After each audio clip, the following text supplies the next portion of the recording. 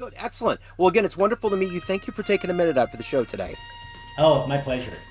So let's begin. I always start with this question, and it's the whole pandemic. 6 years ago, it changed our lives. It was a Mm. proverbial fork in the road. How did you get through that era, and how has it changed the way that you do things today? You know, it's funny. I went into the pandemic in denial. Um, I I said, "Oh, this will last 2 weeks, and then things will get back to normal." And then after a month, I realized, wow, this is here to stay. And of course, it absolutely decimated my business because it was an in-person business, so we couldn't meet. And for me, the pivot was eventually coming around to the book that I never wrote. And what would that mean? And so I think it took me uh, down a route of self-reflection, which was really quite profound because I started revisiting um, kind of life before COVID, going right back to my childhood. And what did that mean? So when we came back, I think the gift of COVID for me was an understanding, a greater understanding of myself as an adult and what brought me to where I am today. Um, and I think I'm very grateful for that. Yeah. So let's get into the good work that you're doing on a daily basis. And the best way to do this is to put you in front of kids. They are the truth serum. It's career Mm. day. They're 13 and they want to know what you do for a living. How do you answer them? Oh, I would say to them, just bring to mind a tricky conversation that you've had with a friend and how difficult that is to tell a friend that something's difficult. And what makes that difficult? And I'd ask them, and they would probably say things like, well, I don't want to lose a friend. I don't want to break a friendship and all that good stuff. And I'd say, what you're really talking about there is conflict. Yeah. And conflict's part of our lives. And sometimes we grow up and we're told that conflict is bad and we should avoid it.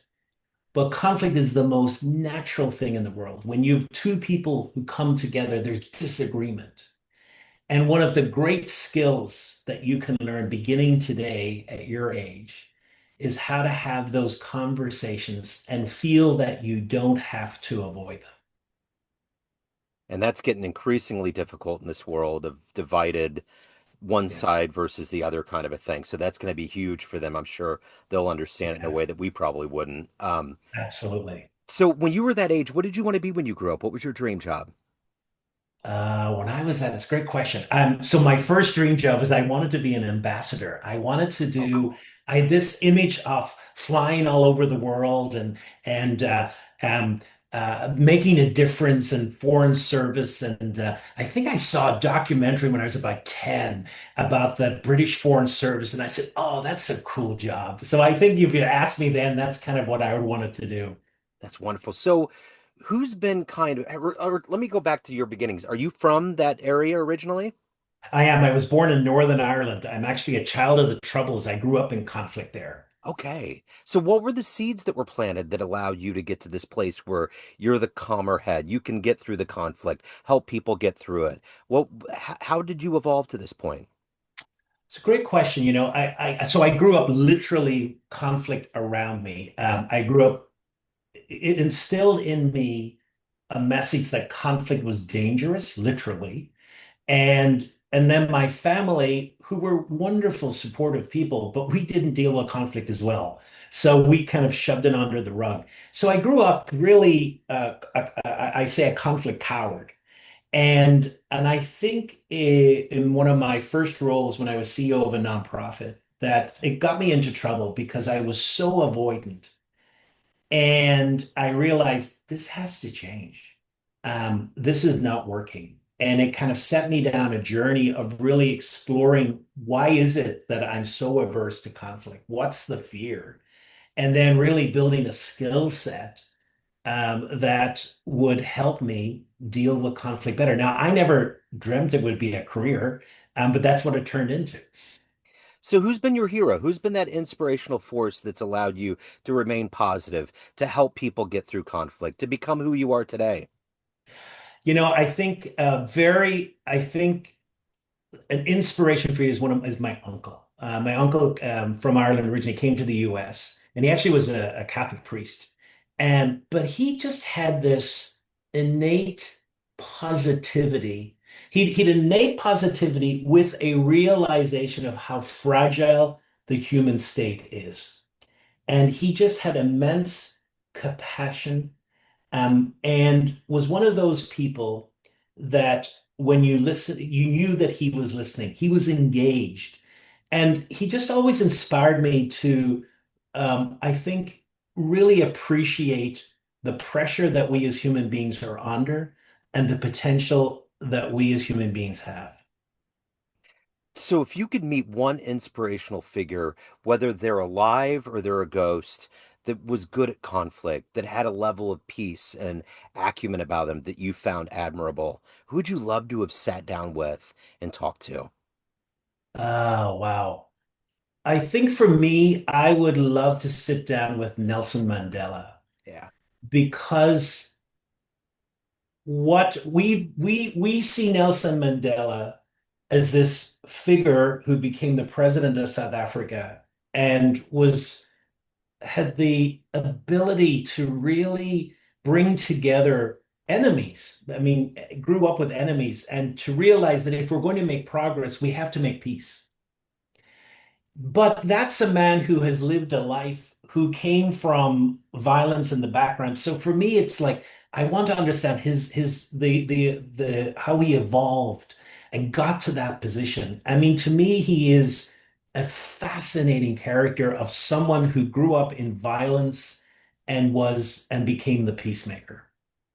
And the thing that fascinates me about that story, and I've heard it a few times at length, is the fact that when he walked out of that jail, everything that he Mhm. fought for actually happened. He just walked into Yes. this new world, right?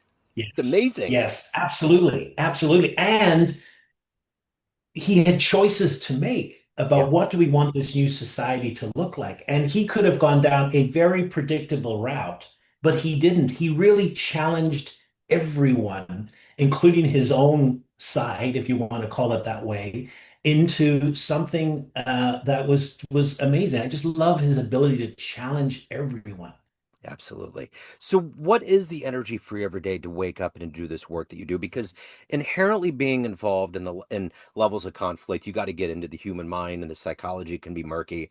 How do you protect yourself, stay hopeful and buoyant, and take care of your soul along the way? What is that energy every day for you? So I am blessed with an optimistic spirit. It comes inherent to me. I don't understand why, considering the background I've had in growing up where I did. Um, but for me, I think the danger for me is that I can become so invested in another person, and I really feel the pressure and the hurt they're under when it comes to this conflict. And so I have a little ritual towards the every day at the end of my work, which is just a gentle release. Whatever emotions have come from the day, whatever's still sticking with me, whatever story I've told about the day, I just kind of give it up.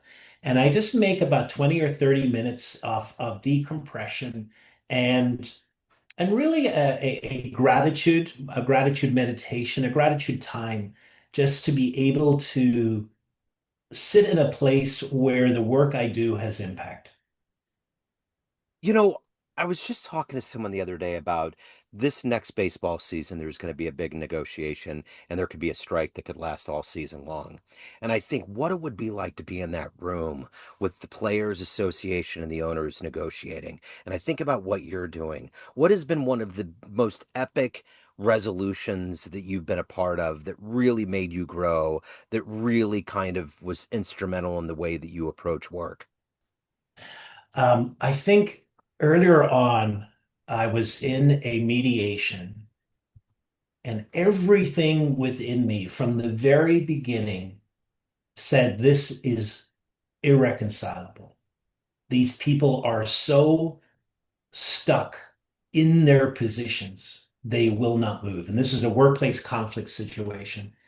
And I got to admit that kind of impacted me, it's kind of like that. And I remember asking, we were in this for 3 or 4 hours, and then we went out with separate meetings. We came back. This was kind of ongoing. And I remember one question I threw out at this table is, um, like, if we don't resolve this, what is this continuing conflict going to cost each of you? And whatever it was, there was a chink in the armor. And one person said, I don't think I can endure that. And it just opened this space. And eventually, an agreement, they came out, and kind of both sides kind of thawed a little bit. And I came away from that thinking, Nugent, there you go. So often we create a situation where we just believe this is in, that these sides are not going to meet, and this side it did. So what I always say is, um, never rush to judgment at the beginning, and just give it time. People need time to really think about things, and that for me was the greatest surprise. That's wonderful. So Major League Baseball could probably use you. I'm not a baseball guy. Now, Right. if it was rugby, I could do that, but yeah, That might help though. You're going to I go in know. without any bias. You're just going to be like, There "Hey, you go. we're going to resolve this when we leave." So I'm curious if you had a dream tonight and ran into that younger version of you that Mm, survived all of that conflict in your mm, home country, and mm, you walked up at your age and there was a film projector and you click play and your life in 60 seconds and a highlight reel came up on the wall. Would that young mm. version of you believe your life turned out this way? Absolutely not. Absolutely not. I grew up in a society that I believed was tribal, that wouldn't change. I believed that you had to make the best of it, and I had to leave the country if I wanted a different future, which I did. And now I look back and I'm thinking, oh my God, I mean, the Ireland I grew up in is totally different. Things have happened that if you paid me $1 million, I would have never believed it happened. So I think it is. I think I would be, I think I'd look back and I would think, see, everything you wished for that you thought would never be possible has become possible. So, in that highlight reel, what are you the happiest about? What are you the proudest of?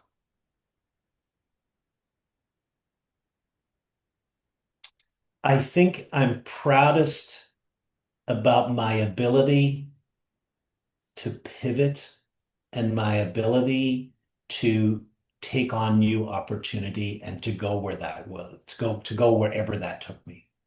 Yeah.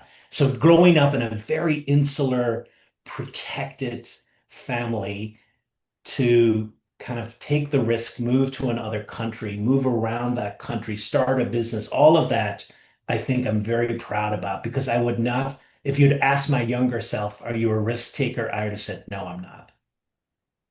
So, when the word retirement flashes up in your head, what happens? What do you think about? Do you think about retirement? No, I think about today, I need to make money to survive. When I enter that phase of my life, hopefully I will be established enough that I can do work in, I could do the same work, but not have to worry about that. And I often say, like, if money, if money wasn't the obstacle, what parts of society could use my skill set that I could go in? So I'm thinking of community groups, of areas in the country that I could go into to kind of learn the skills, to journey with people, and to really improve their lives through some basic conflict management skills. And that to me is exciting, to get involved in community groups, etc. So everyone has a perception of you, family, friends, clients, colleagues, but you run the show. What's your perception of you? Who do you think you are? Um, I think I am a work in progress. I'm always amazed that other people think I have my act together. As I think beneath the surface, I'm always wanting to learn more, always feeling that there's more. And so I'm not quite as complete and polished as people think I am. So, as a curious, adventurous, and optimistic soul, I got to know if you went into a time machine and you could go back in time and see one event in human history, where are you going? What would you love to see with your own eyes? Oh, wow. I I would love to be around the time of the Renaissance. I I just am curious about that explosion of art and science and curiosity and exploration. And I imagine to be in that energy which really you had a set worldview, and all of a sudden that changed, and it really contradicted what people believed. That must be I'd love to see that. I'd love to see what was it, and what was that energy like to be in. Absolutely. So, conflict EQ, who should be coming to you to hire you, to pick your brain, to get your wisdom? Who would be the ideal client? I think there's two ideal clients. The first is what we like to say is there are people and teams in hot conflict. They're in the midst of it, and it's bubbled over the surface, and it's impacting teams or impacting people around them. And so we go in and we like to do conflict work in the trenches, both with leaders, pairs, teams, and conflict. But really, I like to say that's not the most ideal. The most ideal is to recognize that this is a skill set that is necessary in today's world, and to bring us in earlier with high potentials and with leaders and help them build that skill set so that HR stops being the referee and they themselves are able to manage their own conflict situations. So, I will put the link in the show notes, conflicteq.com. Is that the best place to go? Absolutely. Yes, please. Okay, I will put that in the show notes. So great to meet you. Thank you so much. Thank you for your optimism, your light. Thank you for the work you're doing. I really appreciate it. Oh, thanks, Joe, for the invitation. I appreciate it. Yeah.